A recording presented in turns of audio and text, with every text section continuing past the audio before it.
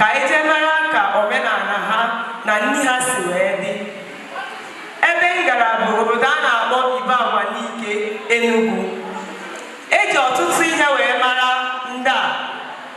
Dịka m si bukwu, ihe eji mara ha dị, eji akwụkwọ na achịcha mara ha. Ọ ya bụ ihe m sipụtara ka unu wee hụ ka ya bụ ihe si wee dị. Ka esi akwado nri ya bụ, ị ga-amata akwụkwọ. Achịcha bụ ede kpọrọ nkụ, ede agbara n'anwụ ọkpọ nkụ. Ya bụ, ị ga-eweta yaba achịcha suo ya n'ikwe. Ịma nsu ya ka ọ gbalie kpamkpam. Ị ga-ajọ metụ ya odo. Ịsụchaa ya, itinye ya na waterproof. Itinye ya, ịghọtacha akwụkwọ gị, sidee ya ka ọ ghee eghe.